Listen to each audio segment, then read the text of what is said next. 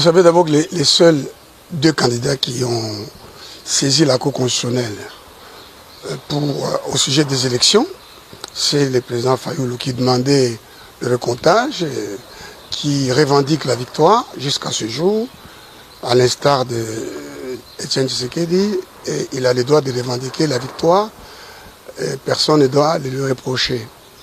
Moi, à mon tour, j'étais allé dire à la Cour que les élections étaient irrégulières, qu'il fallait les annuler et reprendre le processus avec une CENI nouvellement constituée, autrement constituée. Nous n'avons pas été écoutés.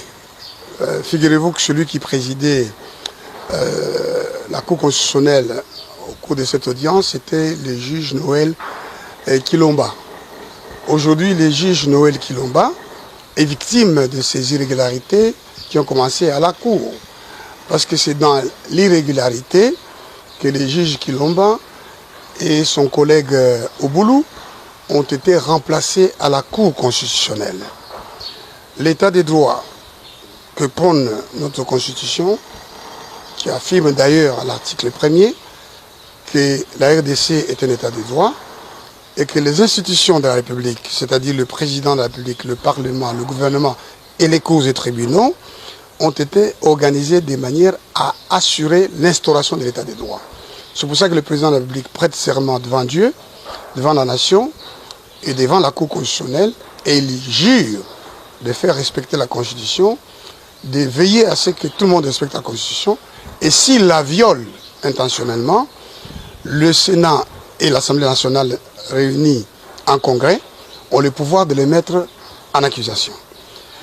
J'ai été consulté comme avocat par les juges à la Cour constitutionnelle Noël Kilomba et Oboulou, Jean Oboulou, pour poser tous les actes de ma profession afin qu'ils soient rétablis dans leurs droits. J'ai écrit au président de la République en lui disant qu'il n'a pas le pouvoir, du point de vue de la Constitution, au regard des dispositions de l'article 158 notamment de la Constitution, de remplacer ces juges-là.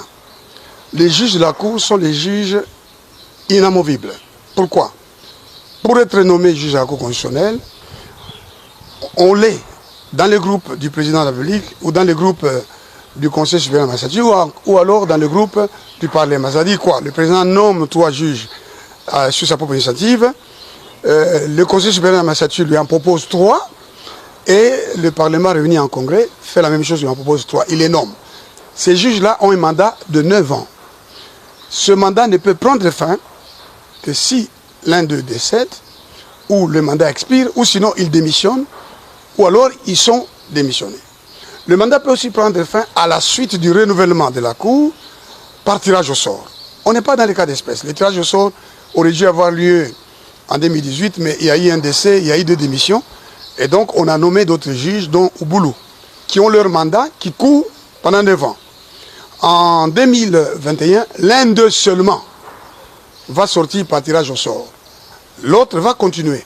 Et le président ne peut nommer qu'en ce moment-là, c'est-à-dire en 2021.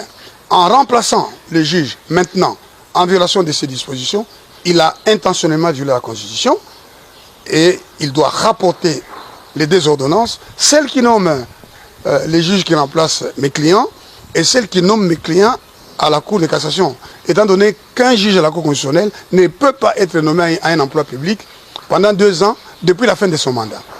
Alors, j'ai appris que mon frère, le président Fayoulou, à son retour, a pris à cœur, comme la Bible le dit, qu'il faut défendre le droit. Tu ne violeras aucun droit, tu suivras ponctuellement la justice.